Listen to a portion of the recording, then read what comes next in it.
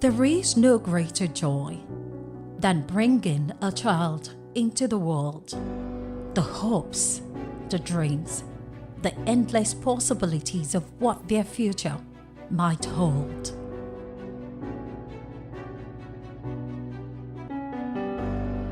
But for some parents, that joy is soon overshadowed by questions, by fears, by a reality they never expected.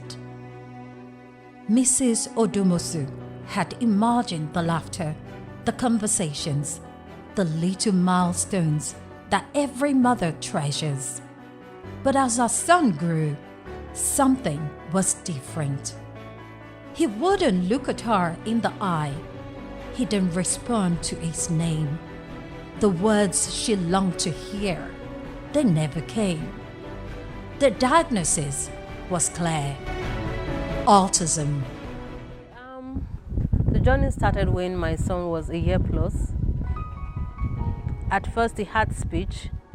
He could say some words. He could say bye. He could say mommy. We had a help then. His name was Isaiah. He could sing with his name. He would say Isaiah. Then suddenly, I noticed that nothing was coming out. Even if I sing, he wasn't singing along. He stopped singing along with me. I became worried. I told everybody around me. They said, oh, it's fine. It's nothing. You're just being worried for nothing. Every time we have to go to the hospital for anything, maybe for I have an headache or I will always bring it up. I kept telling everybody that cared to listen. I said, something is wrong with my child. They said, oh no, it's fine. It's because he's the only child. I said, something is wrong. I was really, really worried. I was concerned because it was my first child. So in all this process, I had to go see another doctor. I said, I feel something is wrong. He said I should enroll him in the school. I enrolled him. There was no progress. The teacher would call me and tell me, oh, Mrs. Odumosu, Dayo was in school today. He didn't write. I will break down and cry. I was really, at this time, when all this was happening, I and my husband was, what exactly is going on? What exactly is wrong? But everybody kept saying, oh, it's nothing. It's because he's the only child. So one fateful day, while this was happening, we're still in Port Harcourt. I went to see a doctor. I was the one not feeling fine. So I told the doctor, I said, oh, this is my son. At this point, it was 2. I said, this is my son. He's 2, but he can't talk. She looked at him and said, can you come see a consultant? I said, well, why not? I'm open to it. When I went to the hospital that day, I went to see she was a female doctor. And she said, I told him all the symptoms. At that point, it was not being social. There was no speech. He wouldn't look into your eyes. That means there was no eye contact. And when I told her about all this, and then the next thing she said, Miss Odumosu, have you heard about autism? I said, I've heard it in passing. I don't really know what it means in context. And she said, your son has autism. When she said that, the first thing I said, does he need the surgery? Can we get drugs for him? And she said no. At this point, it felt like my world had collapsed. I called my husband. I remember I called my brother. And he said it's not a death sentence. But to me, at that point, it felt like a death sentence. And you know, when you have to read symptoms online, you know how they can magnify things. So I was always on Google. I and my husband, he is on this part. He was trying to read stuff about autism. I was trying to read stuff. So, and you know how social media can magnify things. So they made it feel like, for a child to have autism, it was a lifelong thing. There was no cure. There was no treatment. You just have to manage it. This was really, really a devastating time in our life. And then the blame thing started. Like, are you sure it's not from your family? Are you sure nobody? I said, this is, from what I have read, this is not something that can be inherited. We started hearing different stuff of how autism can develop. Some people said it's through vaccine. At a point, my second child, I refused to give her a vaccine because we were told that the autism must have come from the vaccine he got at 9 months. That's the main cause of the autism.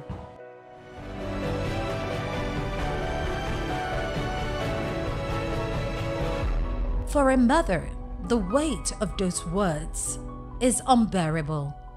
The uncertainty, the judgment, the closed doors. She searched for answers, for help, for hope. And then she found Cedlac.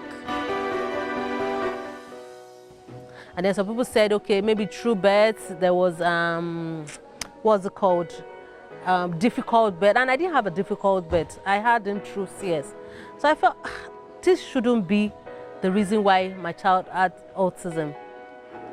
We were all through that struggle, trying to find answers, trying to find a cure. This one will say, oh, you have to pray. It's just pray, just pray. I remember vividly well, somebody told me something. She said it is Agbano. I think she said that word in Yoruba. I had to distance myself from her. I said Agbano. She said, that is because it doesn't have a cure. It doesn't go away. You keep spending money without seeing results. When she told me that, I broke down and cried. That how can I have a child that is called Agbano? I was really devastated. I was asking God, was it my sin? Did I do anything wrong? At a point, I was even blaming myself. I said, because I remember that during this birth, I don't really like medication. I skipped some medication. I said, is it because I was skipping my medication? Is that why this is happening to my child? I kept blaming myself that maybe I'm sure I must have done something wrong along the line for my child to have this illness that does not have treatment, and it's a lifelong. And you know, when you say this is something is lifelong, like all through his life, it's going to be a burden, or it's going to be a child that we need its parents' care forever. When we came to Ibadan, we went to UCH. We said we wanted a consultant, and God was so kind to us. We met with Miss Adeni. So that's how Dio, the name of my son is Dio.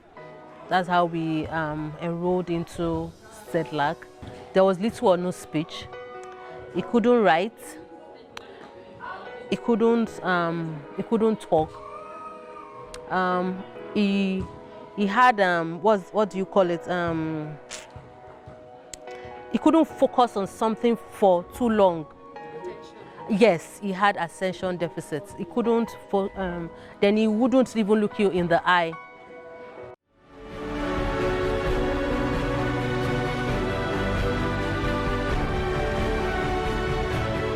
At the heart of Ibadan, in a space built on love and unwavering dedication, lies the Center for Early Development, Learning and Care, Cedlac. What started as a simple idea by Dr. Yetunde Adeniyi, a pediatric mental health specialist, has grown into a lifeline for children with developmental disabilities and their families.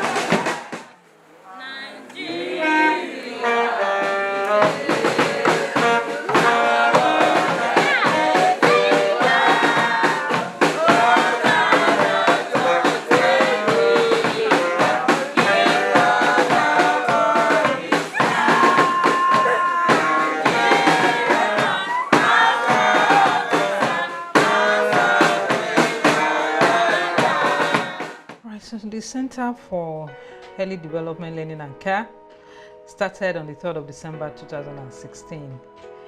It actually was born out of necessity, actually. You know, I've had about 9 years of specialty training, and then I was out of job for some time.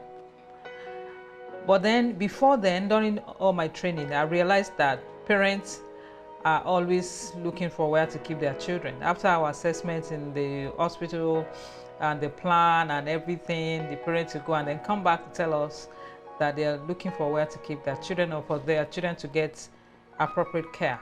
So during the time when I finished the training and I was waiting, I decided to start up a little place for therapy. So the children can come in, have different kinds of therapy. If the parents want to put them in the boarding house, they can. So I started small, but then I was surprised at the way it was received. You know, in no time we were almost out of space. So that really confirmed that there was a huge need before then, especially when we're talking about Ibadan and in Nigeria in general. So it started because I wanted to put out there what I've learned over the years as a child and adolescent psychiatrist, you know, with specialty training and with special interest in neurodevelopmental disorders. So that's how it started, and it's been a roller coaster since then. As a result of the subscription that we're getting from the community, the place where we were before, like I mentioned, in no time we were, you know, on top of ourselves because we didn't have enough space for the boarding facility and the daycare.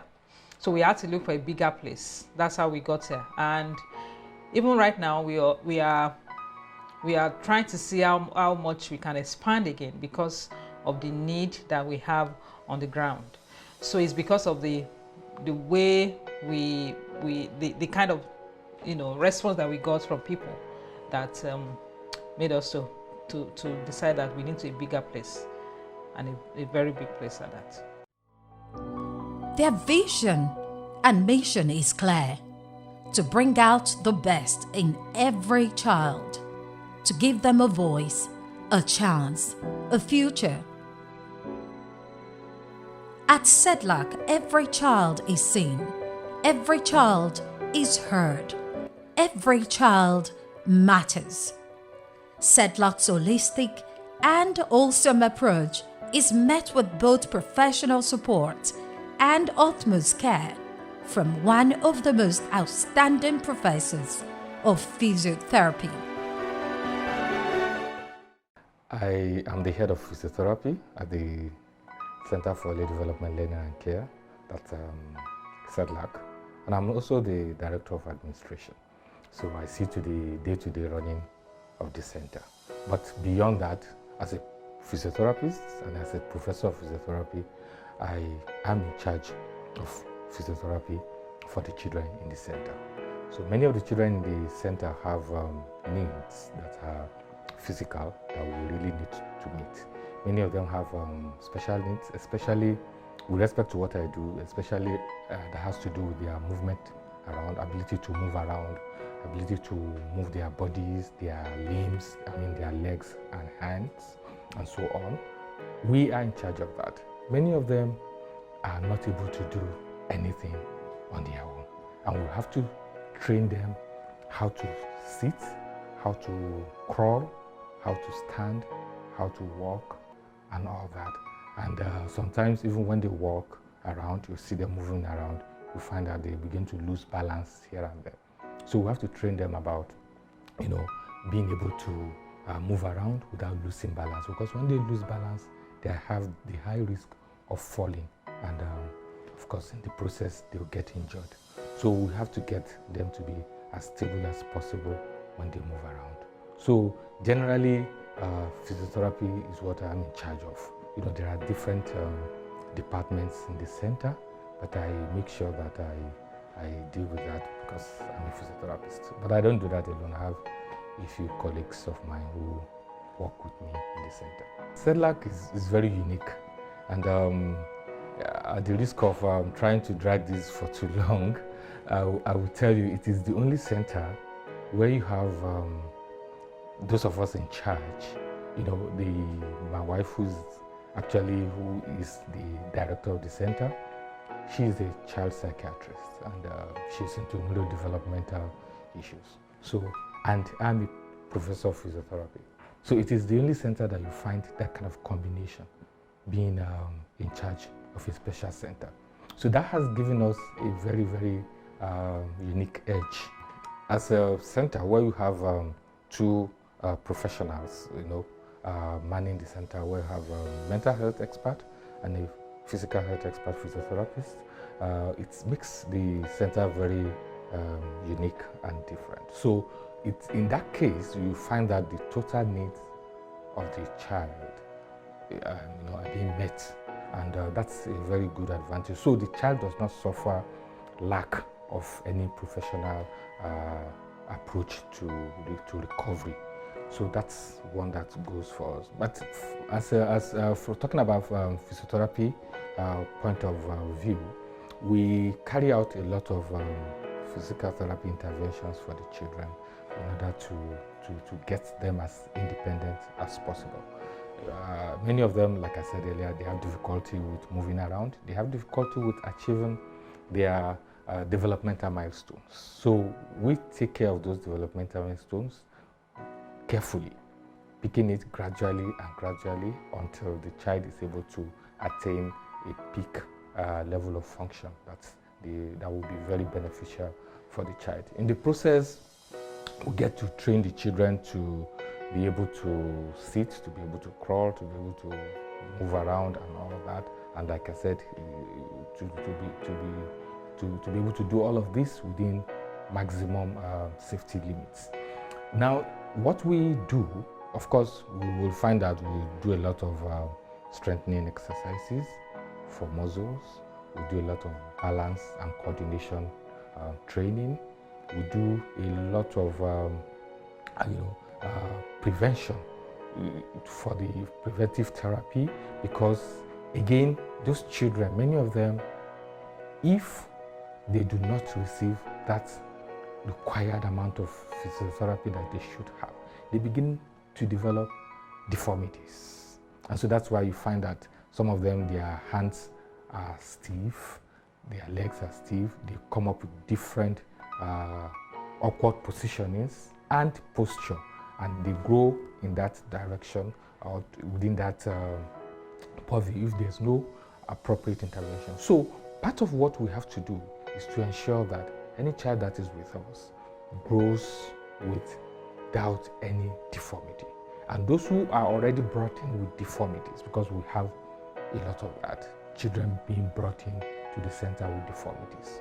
So we begin to try to unbundle the deformity and ensure that we are able to break all of that down to see how we correct the deformity and ensure that we try to get the child back to the best of anatomical position as possible and within functional state of the child or the children.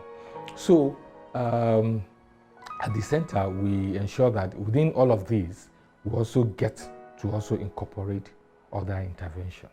So as the child is receiving physiotherapy, is also receiving all other interventions that are required.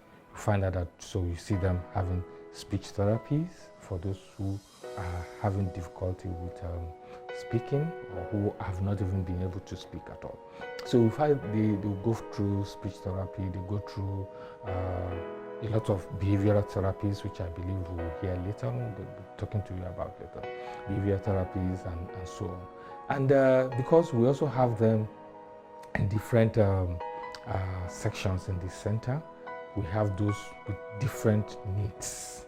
So whatever a child needs at Cedlac is available. Is it speech?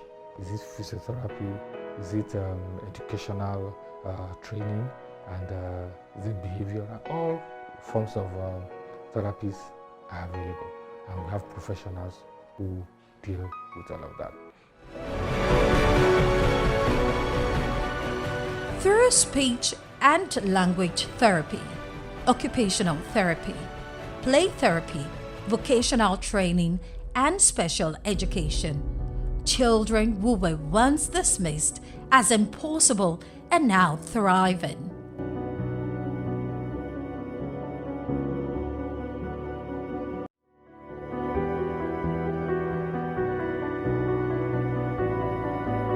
Over the years, Cedlac has forged partnerships, trained teachers, raised awareness, and fought for inclusion.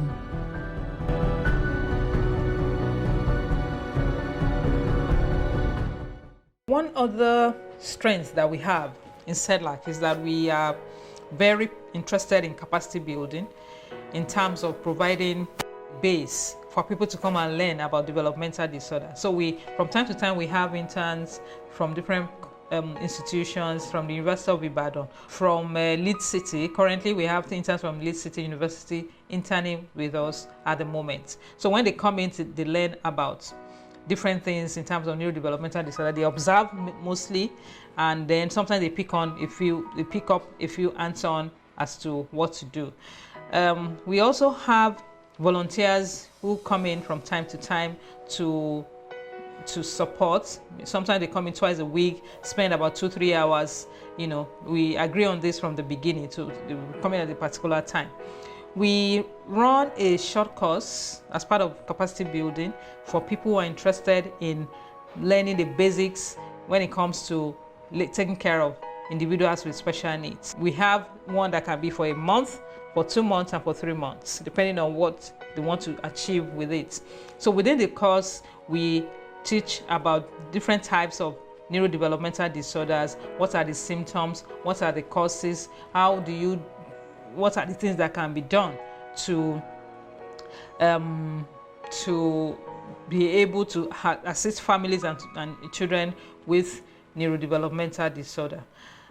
We also have collaborations with other organizations.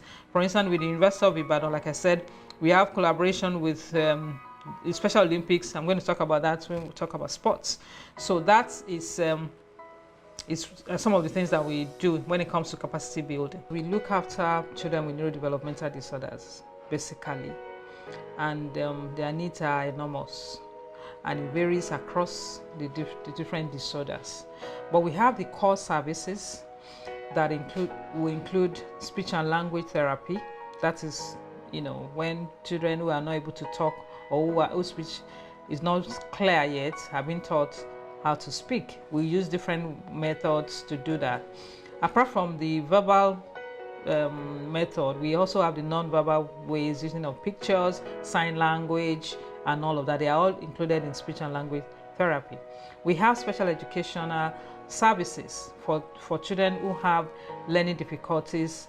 Many of the children, when you see them, they don't have physical disabilities, but they've been through mainstream schools, and then they are not able to cope.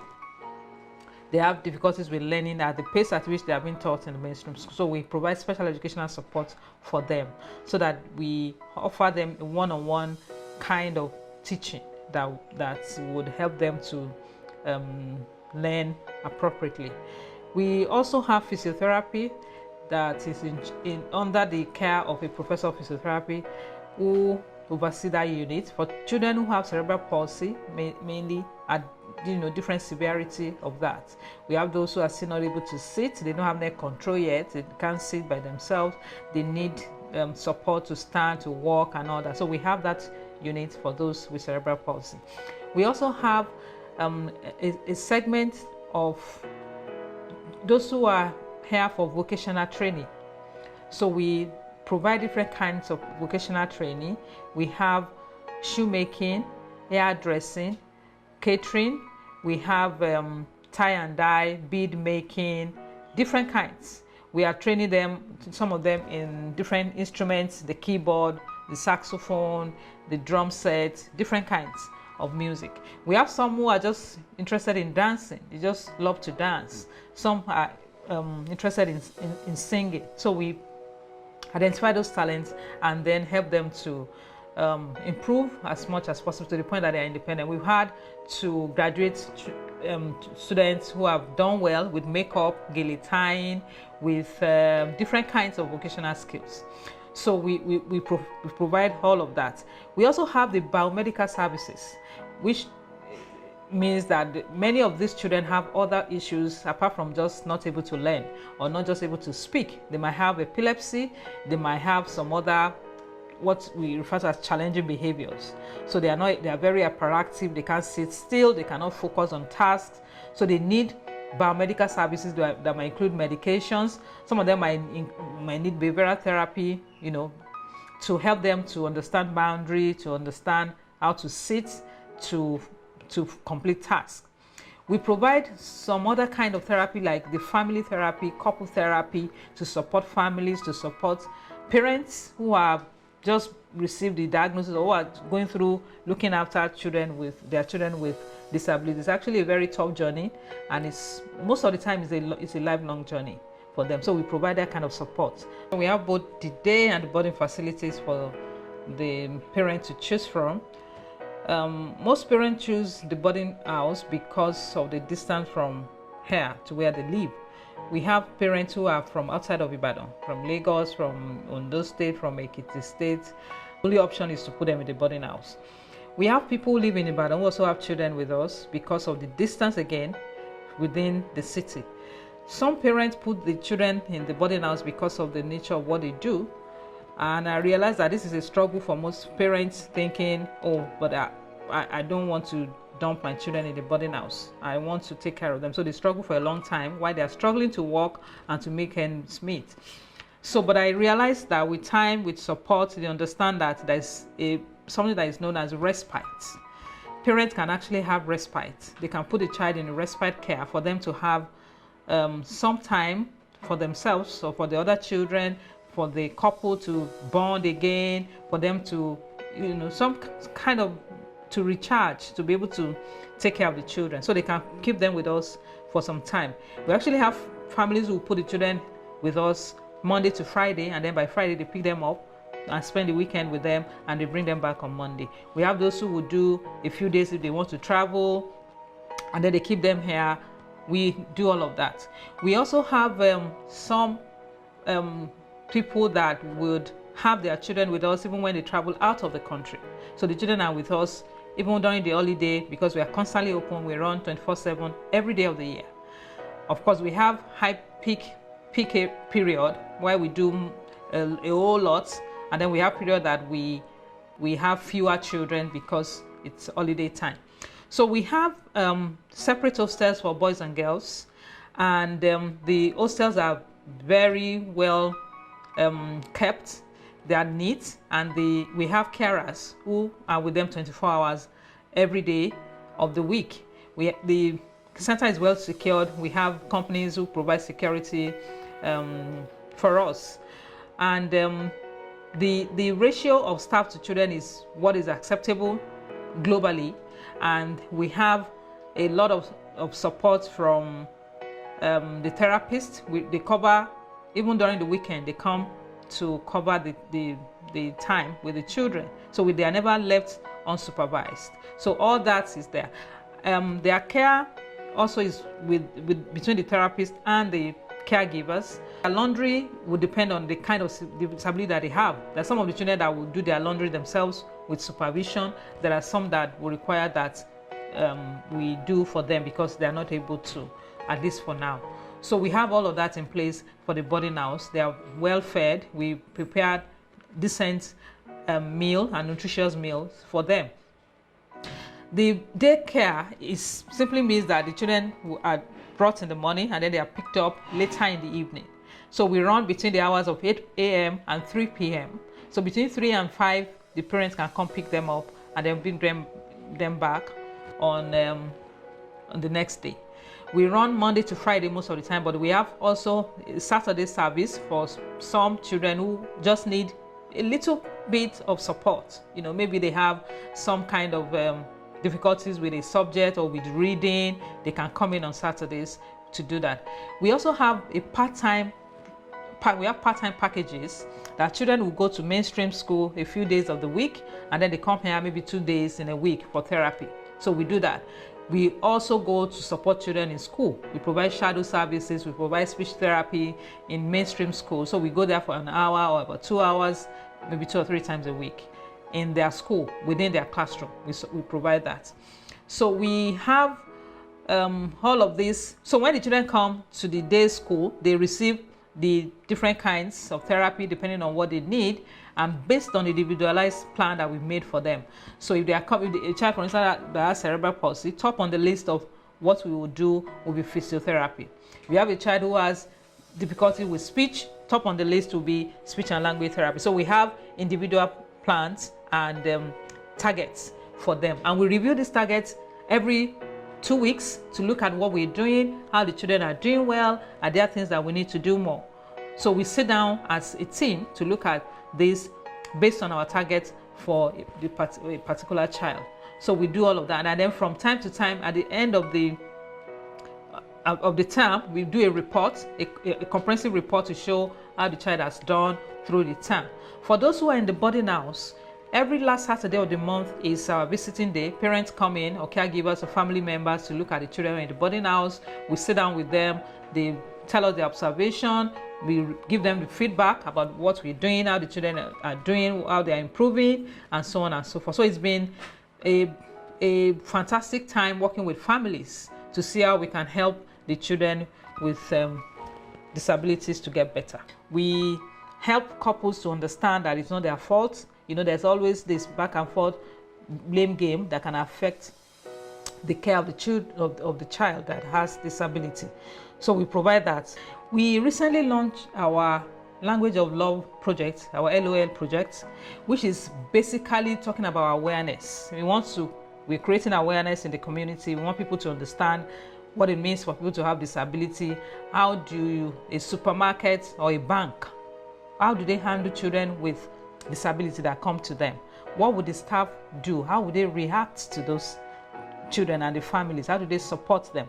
So we call it the LOL project. So we are training people, schools, we're training stores, public offices, to be able to realize that there are a group of people that need special attention. We want buildings to be able to put ramps in their buildings so that wheelchair can pass. Their wheelchair accessibility is very important. Part of that is also to provide awareness to our neighbors, who we share boundaries with. We train them, we invite them for meetings, just to provide information for them. So that's another service that we provide, purely awareness. We go on the TV, we go on the radio, we have our flyers that we share out, provide information to people about neurodevelopmental disorders.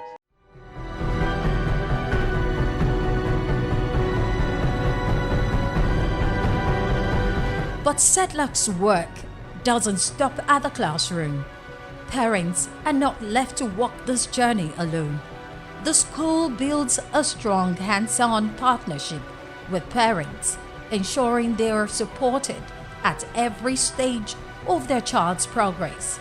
Through frequent monitoring, structured progress reports, and regular follow-up sessions, parents are equipped with the knowledge, guardians, and emotional support they need.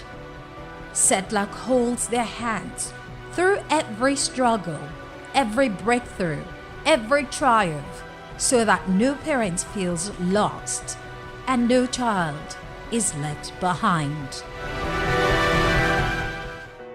Dr. Adeni just asked this history. I told her. Then he changed the drugs completely. Since that time, Akikumi have been trying to calm down.